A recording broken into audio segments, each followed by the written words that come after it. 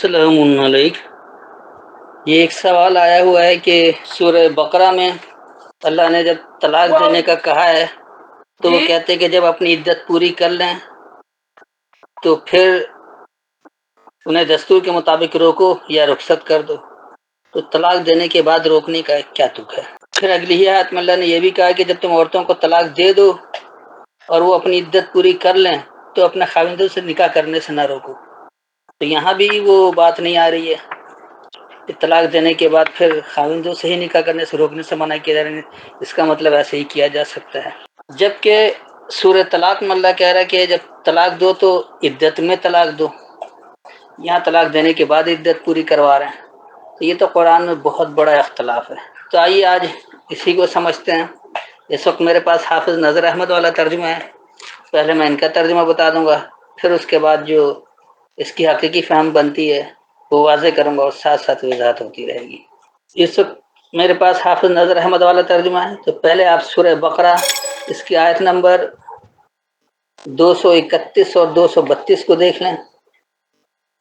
پھر بعد میں سورہ طلاق کی پہلی آیت کو بھی دیکھ لیں گے۔ تو 231 اور 232، جب تم عورتوں کو طلاق دے دو پھر وہ اپنی عدت پوری کر لیں تو ان کو دستور کے مطابق روکو یا دستور کے مطابق رخصت کر دو، اور تم انہیں نقصان پہنچانے کے لیے نہ روکو تاکہ تم زیادتی کرو، اور جو یہ کرے گا بے شک اس نے اپنے اوپر ظلم کیا، اور اللہ کے احکام کو مذاق نہ ٹھہراؤ، اور تم پر جو اللہ کی نعمت ہے اسے یاد کرو، اور جو اس نے تم پر کتاب اور حکمت اتاری وہ اس سے تمہیں نصیحت کرتا ہے، اور تم اللہ سے ڈرو اور جان لو کہ اللہ ہر چیز کا جاننے والا ہے۔ اور جب تم عورتوں کو طلاق دے دو پھر وہ پوری کر لیں اپنی عدت تو انہیں اپنے خاوندوں سے نکاح کرنے سے نہ روکو جب وہ راضی ہوں آپس میں دستور کے مطابق۔ یہ اس کو نصیحت کی جاتی ہے جو تم میں سے ایمان رکھتا ہے اللہ پر اور یوم آخرت پر، یہی تمہارے لیے زیادہ ستھرا اور زیادہ پاکیزہ ہے، اور اللہ جانتا ہے اور تم نہیں جانتے۔ یہ ہے وہ مروجہ روایتی ترجمہ جس سے ایسے سوالات اٹھتے ہیں، اور خاص طور پر جب ہمارے علماء اس کا دفاع نہیں کر پاتے اور صحیح جواب نہیں دے سکتے ہیں تو ملحدوں کو موقع ملتا ہے کہ وہ قرآن پر تنقید کریں، نہ صرف قرآن پر تنقید بلکہ اللہ پر بھی تنقید کر بیٹھتے ہیں اور سب کا انکار کر بیٹھتے ہیں۔ تو بجائے اس پر تنقیدی نگاہ ڈالنے کے آئیے ہم اس کی صحیح فہم کو حاصل کرتے ہیں کہ اللہ کہہ کیا رہا ہے۔ وَإِذَا طَلَّقْتُمُ النِّسَاءَ، اور جب تم خاص کمزوروں کو نجات کے لیے چلاؤ۔ طلق جو ہے توئے لام قاف، یہ کہا جاتا ہے نجات کے لیے چلنے کو، اس لیے ہمارے یہاں مروجہ میاں بیوی کی علیحدگی کو بھی طلاق کہا جاتا ہے کہ ایک دوسرے سے نجات حاصل کر لیتے ہیں، لیکن قرآن میں اس طلاق کی بات نہیں ہے۔ یہاں جو بات ہو رہی نجات کے لیے چلانا، نجات کے لیے قوم کے کمزوروں کو اگر آپ چلانا چاہتے ہیں تو اس کے لیے کیسی رہنمائی چاہیے، کیا کچھ چاہیے، اس کی بات ہو رہی ہے۔ تو جب تم خاص کمزوروں کو نجات کے لیے چلاؤ فَبَلَغْنَ أَجَلَهُنَّ، تو پس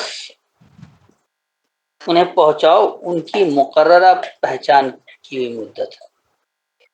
آپ جس طرح سے سمجھتے ہیں کہ کمزوروں کو کتنے دنوں میں آپ تیار کر سکتے ہیں، وہ مقررہ مدت ہوگی اور انہیں وہ پہنچانا ہے۔ اس کے بعد کرے فَأَمْسِكُوهُنَّ بِمَعْرُوفٍ،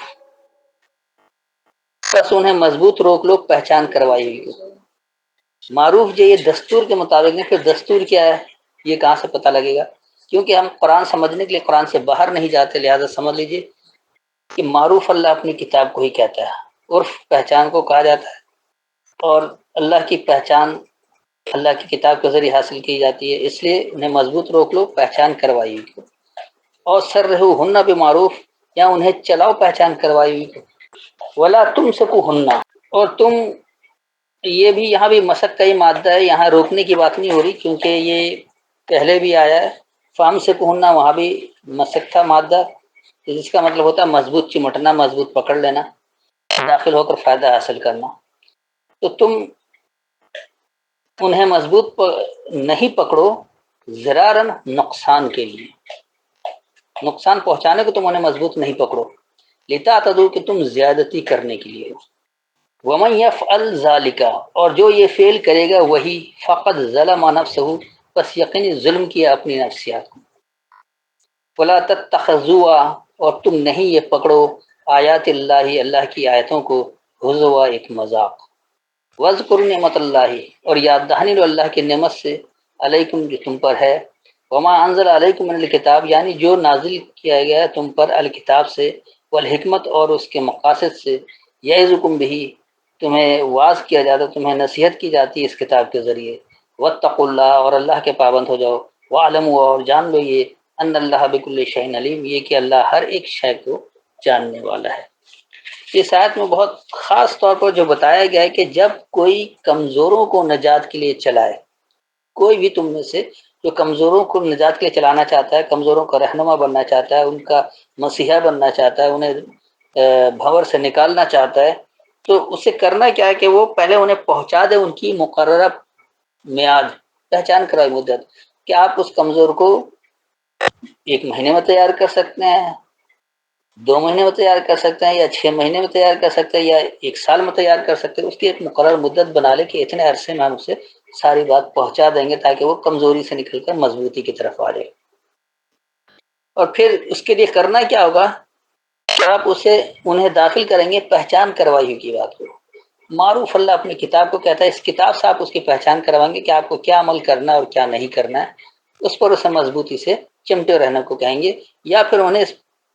معروف کے اوپر چلائیں گے، معروف کو ہی انہیں چلائیں۔ سر انہ سرا جو ہے یہ سیر کرنے کے لیے انہوں نے رخصت کرنا کہا، یا پھر انہیں آپ چلنے دیں اپنے ساتھ، وہ چلا رہے، آپ پہچان کرواتے چلے جا رہے ہیں، ان کو چلاتے جا رہے ہیں کہ کس طرح سے معاملات آپ کو رکھنا ہے، کیسے زندگی گزارنی ہے، کس طرح لوگوں سے میل ملاپ کرنا ہے، وہ آپ چلا بھی رہے ہیں، تو اس کس میں معروف کی حیثیت سے جو قرآن میں اس کی پہچان کروائی گئی ہے کہ جھوٹ نہ بولو، ناپ تول میں کمی نہ کرو، لوگوں کو دھوکہ نہ دو، اس طرح کی جو بھی نصیحتیں ہیں اس پہچان کروائی پر آپ اسے چلائیں گے کہ اس کے زندگی کے معاملات میں جو معاملہ آ رہا ہے اس میں قرآن کا حکم کیا ہے۔ اور پھر اللہ یہ کہہ رہا ہے کہ تم انہیں مضبوط نہیں پکڑو، زیادتی کرنے کے لیے نقصان دو، تو تم انہیں اس طرح ان میں داخل ہو کر حاصل نہیں کرو جو ضرر پہنچائے، نقصان پہنچائے، اور وہ زیادتی کرنے کے لیے ہو جائے گا۔ کیونکہ بعض کمزوروں کو لوگ اپنا پابند کر لیتے ہیں، انہیں مضبوط پکڑ لیتے ہیں، لیکن وہ اسے نقصان پہنچاتے ہیں، اس سے فائدہ حاصل کرتے ہیں۔ مثال کے طور پر کوئی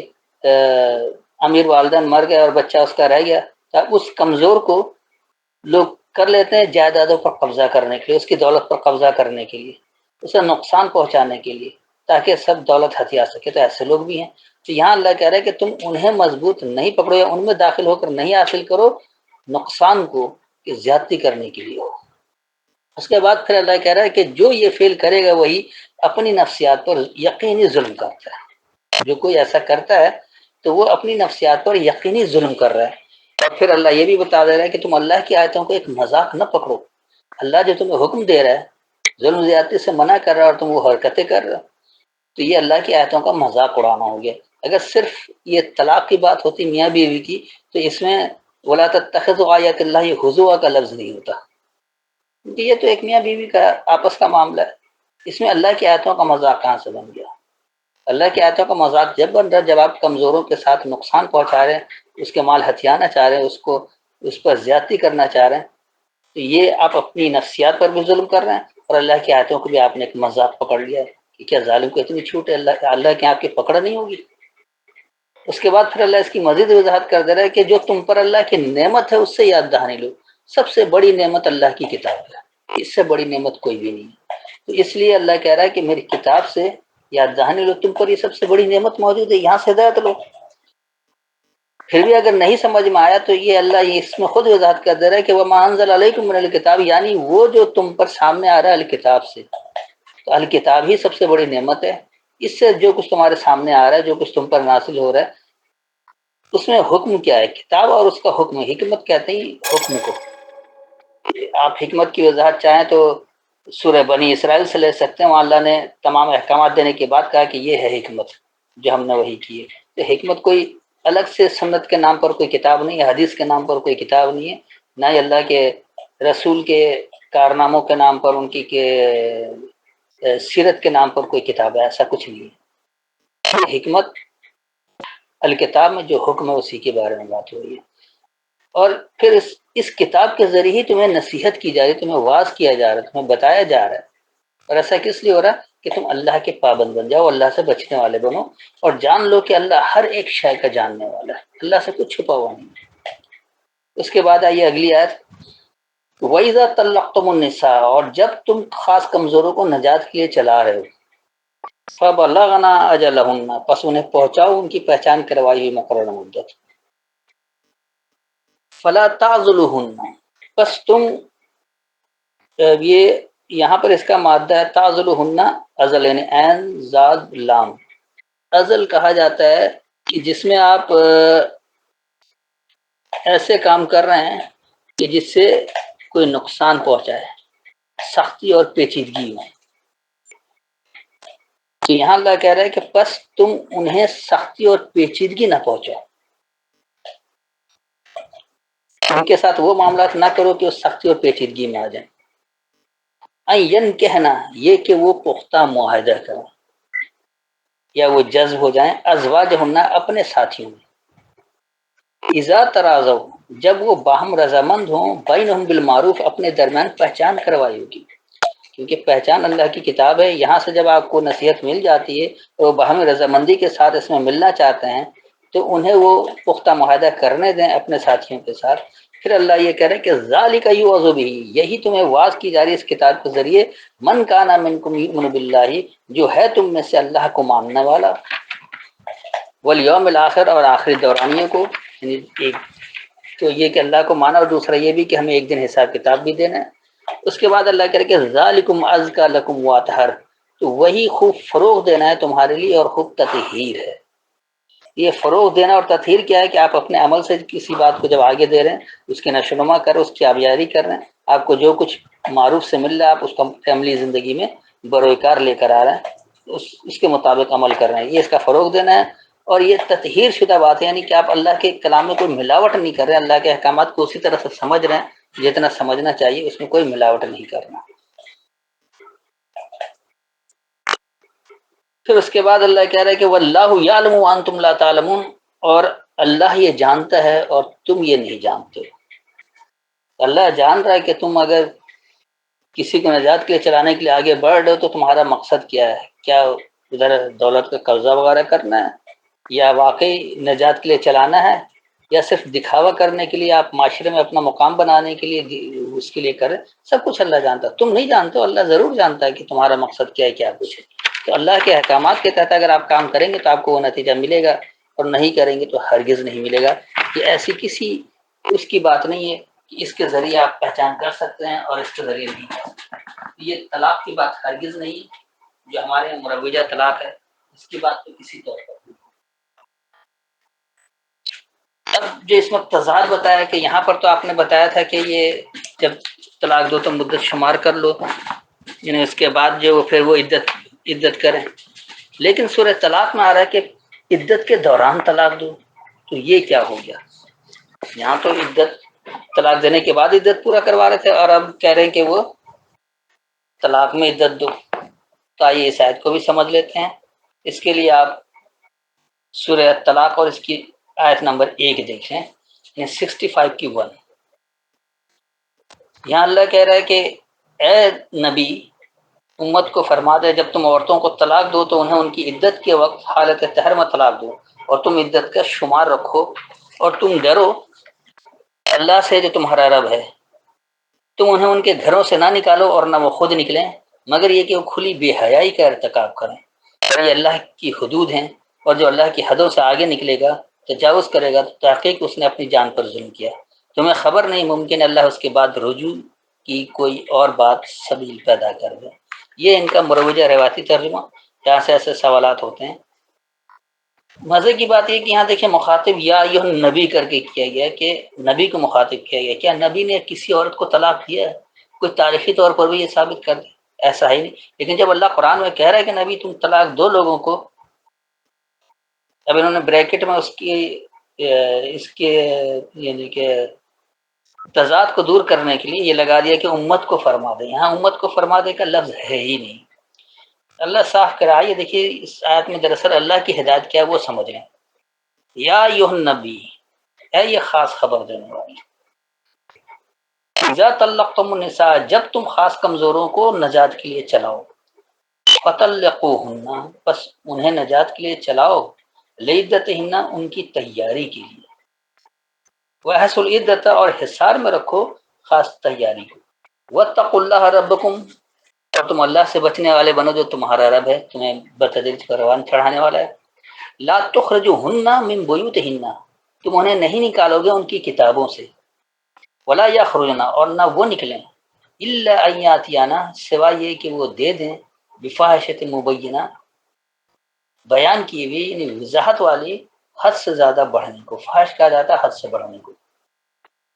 وتلک حدود اللہ، اور یہ اللہ کی حدیں ہیں، ومن یتعدی حدود اللہ، اور جو زیادتی کرے اللہ کی حدوں میں، فقد ظلم نفسہ، پس یقینی ظلم کیا اپنی نفسیات، لا تدری، تمہیں ادراک نہیں ہے، لعل اللہ، شاید کہ اللہ، یا ممکن ہے اللہ، یحدث، بعد دے، بعد ذالک امرا، اسی کے بعد ایک معاملہ۔ اس آیت میں سمجھ لیں کہ بات کیا ہو رہی ہے، اللہ خاص طور پر کہہ رہا ہے کہ اے یہ خاص خبر دینے والے جو لوگ اللہ کے احکامات کو آگے پہنچا رہے ہیں، ان سے کہا جا رہا ہے کہ تم اللہ کے پابند ہو کر تم چاہتے ہو کہ تم کمزوروں کے نجات دہندہ بنو، تو اے خاص خبر دینے والے، جب تم کمزوروں کو نجات کے لیے چلا رہے ہو تو بس انہیں ضرور نجات کے لیے چلاؤ، لیکن کس طرح؟ ان کی تیاری کے لیے، پہلے ان کی تیاری کراؤ جب وہ نجات کے لیے، بغیر تیاری کے نہیں ہوگا، آپ صرف کہہ دیں گے تو آپ کے ساتھ وہ چلیں گے بھی نہیں۔ جب آپ کمزوروں کو نجات کے لیے چلانا چاہتے ہیں تو ان کی تیاری بھی کریں، اور پھر اس تیاری کا آپ حصار رکھیں، اس کو گھیرے رکھیں کہ یہ اس تیاری میں تیاری کر بھی رہے ہیں یا صرف ایک کان سے سنتے دوسرے کان سے اڑا دیتے، ایسے والے نہ ہوں۔ تو یہ خبر دینے والے کے اوپر ذمہ داری ہے، جو بھی النبی یعنی جو خاص خبر دے رہا ہے، جو صرف خالص قرآن کی بات کر رہا ہے الفاظوں سے، تو وہ اگر کمزوروں کو نجات کے لیے چلانا چاہتا ہے تو بے شک چلائے، لیکن ان کی تیاری کرے اور اس تیاری کو گھیرے رکھے، حساب میں رکھے کہ اس تیاری سے باہر نہ نکلنے پائے۔ اور ایسا کس لیے کرنا ہے کہ اللہ جو تمہارا رب ہے، جو تمہیں بتدریج پروان چڑھانے والا ہے، اس سے بچنے والے بنو، اس کے احکامات کے پابند ہو جاؤ۔ پھر اللہ یہ بھی بتا رہا ہے کہ اگر وہ کسی اور کتاب کی بھی اتباع کر رہے ہیں، کیونکہ کمزور ہے نا، ان کو پتہ ہی نہیں اللہ کی کتاب کیا ہے، وہ غیر اللہ کی کتاب کی بھی ملاوٹ کر رہے ہیں، جیسے آج کے نام نہاد مسلمان ہیں، خالص قرآن پر کوئی عمل نہیں کرتا ہے، کوئی بخاری کی ملاوٹ کر رہا ہے، کوئی رسول کافی کی ملاوٹ کر رہا ہے، یعنی کوئی مختلف، کوئی سایہ اربع ہے، کوئی سایہ سکہ ہے، تو کوئی اماموں کا اقوال ہے، تو کوئی فقہ ہے، تو کسی چار فقہ میں سے اس کو مضبوط بنا کر ان کی ہی اتباع کر رہے ہیں۔ تو یہ سب کچھ جو ہے تو اللہ کہہ رہے کہ تم انہیں ان کی کتابوں سے نہیں نکالو، جس کتاب کی بھی اتباع کرنے دو، کوئی بات نہیں، اور نہ وہ خود نکلیں، وہ بھی نہیں نکلے، پکڑے رہے اپنی کتابوں کو مضبوطی سے، نہیں آؤ خالص اللہ کی کتاب کی طرف۔ لیکن ہوگا کیا کہ سوائے کہ جب وہ بیان کیا ہوا حد سے زیادہ بڑھنا تمہیں دے دیا جائے، اس کتاب میں ایسی بات سامنے آ جائے جو حد سے بڑی ہوئی اور بالکل واضح ہو، بیان کیا ہے وہ، تو پھر تو خود ہی نکلو نا ان کتابوں سے۔ جیسے آج بھی اب حدیثوں والوں کو کہا جائے کہ بھائی تم کس حدیث کو مکمل مانتے ہو، کوئی ایک آدمی ایسا نہیں ملے گا جو مکمل حدیث کو مانتا ہو، کسی نہ کسی حدیث کا وہ انکار کر رہا ہوتا ہے۔ شیعہ سنی کی حدیثوں کا انکار کرتا ہے، سنی شیعوں کی حدیث کا انکار کرتا ہے۔ پھر یہ خود بھی، میں مثال کے طور پر صرف ایک نام لے لیتا ہوں کہ مثلا بخاری کی اتباع جو لوگ کر رہے ہیں کہ بخاری بخاری کرتے رہتے ہیں، پوری بخاری کو وہ بھی نہیں مانتے۔ جب ان سے بخاری کی کچھ حدیثوں کو اٹھا کر کہا جائے اس پر عمل کیسے کرو گے، کیا یہ رسول کا عمل تھا، کتنا گھٹیا پن اس کے اندر، تو کہتے ہیں نہیں یہ تو جھوٹی حدیث ہے، روایت ہے، ہم اس پر عمل نہیں کرتے، وہاں خود اقرار کر لیتے ہیں کہ بات غلط ہے۔ بات یہ ہے کہ جہاں جھوٹ شامل ہو جائے آپ اس کتاب کو پکڑے ہی کی، جو بالکل سچی کتاب ہے، جس میں کوئی، جس کو اللہ کہہ رہے کہ ذالک الکتاب لا ریب فیہ، یہ وہ الکتاب ہے جس میں کوئی نفسیاتی الجھن ہی نہیں ہے، تو آپ اس کتاب کو کیوں نہیں پکڑتے ہیں، کیوں ان کتابوں کو لے رہے جہاں آپ کو شک آ رہا ہے، جہاں آپ الجھن میں پڑ رہے ہیں کہ یہ ماننے والی ہے، یہ نہیں ماننے والی ہے، خود بھی اقرار کرتے ہیں، لیکن وہ کیا ضد اور ہٹ دھرمی کہ بس ہم ایسا سمجھتے ہیں اور یہی حق ہے اور اللہ کا یہ حکم ہے، اللہ کے اوپر الزام تراشی کر کے، تو اس کو کیا کہا جائے؟ پھر اللہ اس کو یہ کہہ رہا ہے کہ یہ اللہ کی حدیں ہیں، اللہ جو تمہیں بتا رہا ہے اپنی کتاب میں وہ اللہ کی دی گئی حدیں،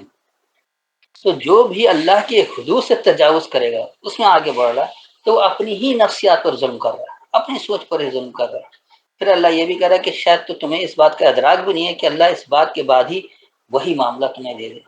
جب آپ اس طرح کی باتیں کرتے ہیں کہ اللہ کہہ رہا ہے ایسے کرو، تو بھائی اس بات کو تو آپ نے دیکھ لیا نا کہ آپ کی کتابیں کیا کہہ رہی ہیں. اب دیکھیں کہ اللہ اس کا کیا معاملہ دے رہا ہے، آپ کتاب سے تصدیق کر لیں اس کی. تو اس بات کے بعد بھی وہی معاملہ آپ کو نظر آ جائے گا کہ اللہ اس معاملے کو کس طرح ادا کرنے کو کہہ رہا ہے. تو یہاں بھی ایسی کوئی بات نہیں ہے کہ نبی کسی عورت کو طلاق دلوا رہے ہیں اور وہ بھی عدت کے دوران کے پہلے عدت کا شمار رکھو. اب یہاں عدت کچھ اور بن گیا، سورہ بقرہ میں عدت کچھ اور بن گیا. اتنا کھلا تضاد کہ ان کے اپنے ترجموں میں تضاد بھرا پڑا ہے. پھر یہ کہتے ہیں کہ یہ اللہ کی کتاب بھی، جب کیا اللہ واضح طور پر سورہ نساء میں کہہ رہا ہے کہ اگر یہ غیر اللہ کی کتاب ہوتی تو تم اس میں کثیر اختلاف پاتے. اور آپ کا اتنا واضح اختلاف، کیا آپ یہ ثابت کرنا چاہتے ہیں کہ اللہ کی کتاب نہیں ہے؟ ہمارے مترجموں نے جو ترجمہ لکھ دیا اگر وہی ٹھیک ہے تو یہ اللہ کی کتاب نہیں رہ جاتی. آپ ملحدوں کو ثابت کر دیتے کہ تم ٹھیک ہو، کیونکہ اس میں اختلاف ہے، اور جس کتاب میں اختلاف ہو اللہ کی کتاب نہیں ہو سکتی. بجائے اس کے کہ اپنی غلطیوں کا اعتراف کر کے اس غلطی کو، اس اختلاف کو دور کیا جائے، اپنے اکابرین کے، اپنے فقہ کے، اپنے مسلک کے دفاع میں اس طرح سے لوگ آتے ہیں کہ جیسے یہ اختلاف ہی حق ہے اور اختلاف ہونا ہی اللہ کی کتاب کہلائے گا. بے شک اللہ کہہ رہا ہے کہ جس میں اختلاف ہو اللہ کی کتاب نہیں ہے. جہاں اختلاف ہوگا ہم تو اسی کو اللہ کی کتاب مانیں گے، لیکن ہم ہماری کتاب سے سمجھ میں آنا چاہیے، بخاری سے واضح ہونا چاہیے. تو میرے خیال میں تینوں آیت کی مکمل وضاحت ہو گئی ہے. ایک ایک لفظ کر کے بھی میں نے سمجھا دیا، لفظی ترجمہ، اور اس کی حقیقی بھی فہم بھی بتا دی کہ بات کیا ہو رہی ہے اور اس کو کہاں ملا دیا گیا. اللہ جو ایک نظام کی بات کر رہا ہے کہ کس طرح سے کمزوروں کو باہر نکالنا، انہیں نجات کے چلانا ہے، اس کو آپ نے ایک معاشرتی طلاق پر رکھا، اللہ کے احکامات کو پس پش ڈلوا دیا، اور یہ صرف ایک میاں بیوی کا خاندانی معاملے تک محدود کر دیا. پھر بھی ان آیتوں کے حوالے سے اگر کوئی تشنگی رہ گئی ہو، کوئی سوال ہو تو بعد میں کر سکتے ہیں. السلام علیکم.